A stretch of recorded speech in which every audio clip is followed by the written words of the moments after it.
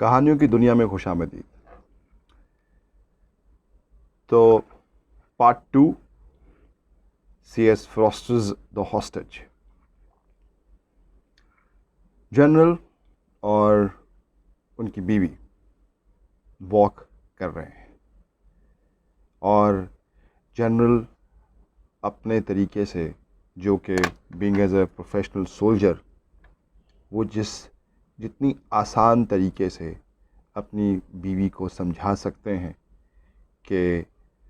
وہ کس صورتحال کا سامنا کرنے جا رہے ہیں، وہ کوشش کر رہے ہیں کہ وہ اپنی بیوی کو سمجھائیں۔ اور ان کی بیوی، جو کہ ان کی شادی کو 40 سال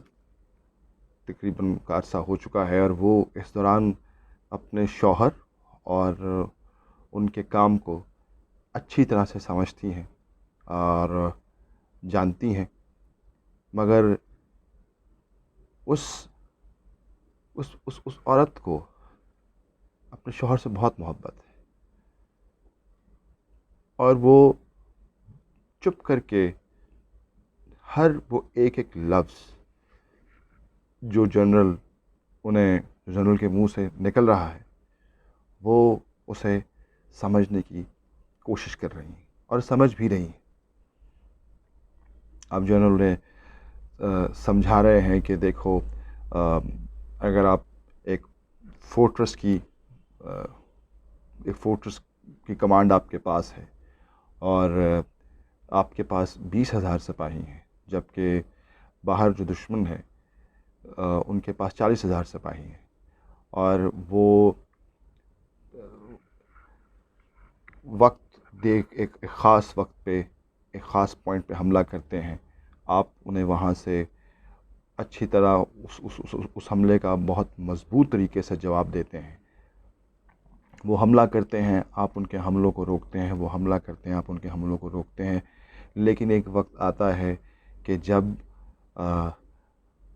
جو فورٹرس کے اندر کی فوج ہے، جو فورٹرس کے اندر کے سپاہی ہیں، اوبویسلی سپاہی دونوں طرف مر رہے ہیں ان حملوں میں۔ جو دشمن کی فوج باہر سے حملہ کرتی ہے، اور جو اندر سے اس حملے کا جواب دینے والی جو فوج ہے، سپاہی دونوں طرف سے مر رہے ہیں۔ لیکن جو فورٹرس کے اندر کی فوج ہے، وقت گزرنے کے ساتھ ساتھ ان کے سامان، ان کی خوراک، ان کے اسلحے، ان کے نمبر آف سولجرز، اس میں آہستہ آہستہ کمی آنا شروع ہو جاتی ہے، اور اسی چیز کا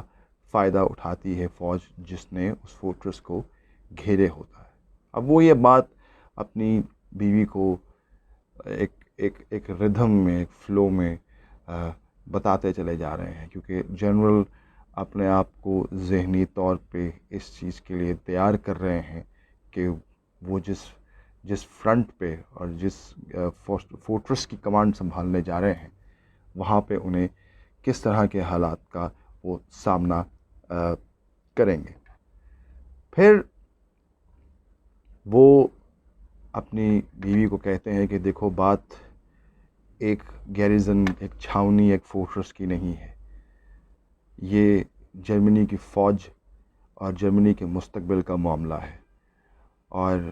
سپاہی ہمیشہ اچھے آفیسرز کے انڈر کام کرنے کو، لڑ مرنے کو ترجیح دیتے ہیں، مگر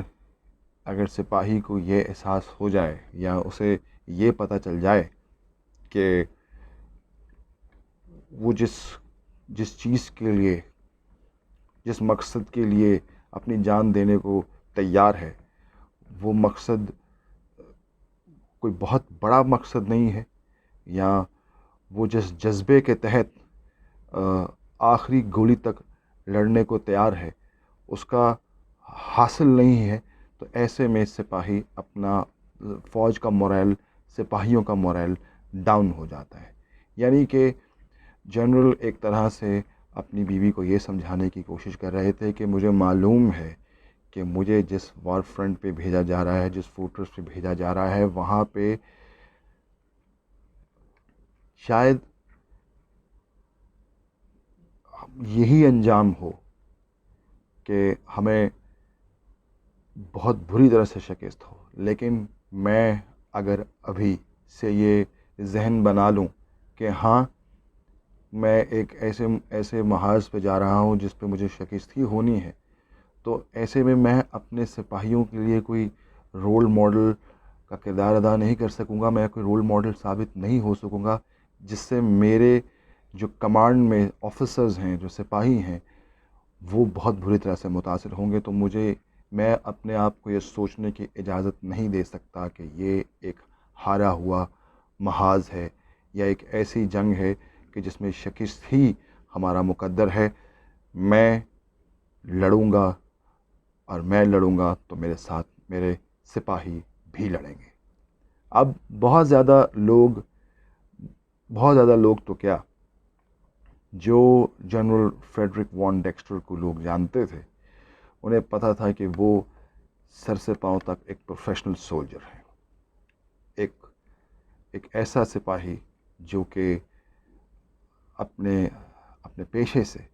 اپنے کام سے عشق کرتا ہے، اور جس طرح فرانس میں انہوں نے اپنی ریجمنٹ جس طرح وہ بچا کے نکلے تھے، صرف ایک فریڈرک وان ڈیکسٹر کی ہی ہمت اور حوصلہ تھی کہ اتنے مشکل حالات میں وہ اپنی ریجمنٹ کو دشمن کے انہوں نے ہاتھ نہیں آنے دیا تھا۔ یہ جنرل کی بہادری ہی تھی۔ اور اس طرح پھر کارکوف کے فرنٹ پہ جب دشمن نے تقریباً انہیں ہر طرف سے گھیر لیا تھا، ایسے میں یہ جنرل وان فریڈرک ڈیکسٹر ہی تھے کہ جنہوں نے اپنی بہادری، اپنی عقل مندی اور اپنے عزم، حوصلے اور ہمت کی بنیاد پہ اپنی کور کے جو بھی بچے کچے حصے تھے، سپاہی، جو بھی ریجمنٹس، جو یونٹس تھیں، انہوں نے اپنے سپاہیوں کو نکال لیا تھا دشمن کے نرغے سے، دشمن کے گھیرے میں سے۔ اور جب وہ اپنی سپاہیوں کو بچا لے کے آئے تھے، اپنی کور کے حصوں کو جو ان کے کمانڈ میں تھی بچا لے آئے تھے، مگر اس کا صلہ انہیں ہائی کمانڈ سے یہ ملا تھا کہ انہیں ان کی اس ڈیوٹی سے ریلیز کر دیا گیا تھا، ان سے وہ کمانڈ واپس لے لی گئی تھی۔ اور یہ وہ پہلا موقع تھا کہ جب جنگ میں ان کے آفیسرز نے، جو کہ جنرل کے انڈر کمانڈ تھے، انہوں نے دل سے تکلیف اور درد اور کرب محسوس کیا تھا جب انہیں پتہ چلا تھا کہ جنرل کو کمانڈ سے ہٹا دیا گیا ہے۔ مگر جنرل چونکہ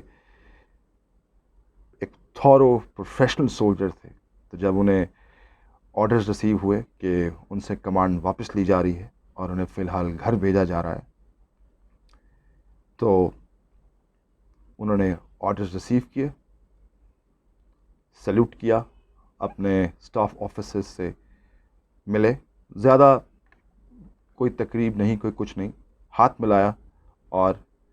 آرڈرز کو فالو کرتے ہوئے گھر آ گئے۔ تو ان کے انڈر کمانڈ، ان کے آفیسرز، ان کے اسٹاف آفیسرز، ان کے سپاہی جنرل کو بہت پسند کرتے تھے۔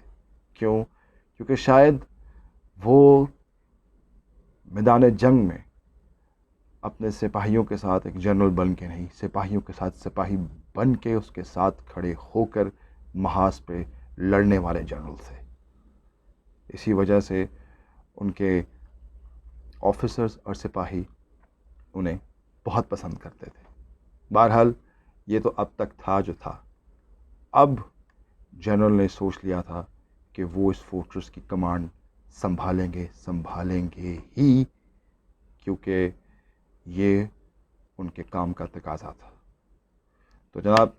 یہاں ہم پارٹ 2 کو ختم کرتے ہیں، اور CS فراسٹرز دا ہاسٹیج پارٹ 3 کے ساتھ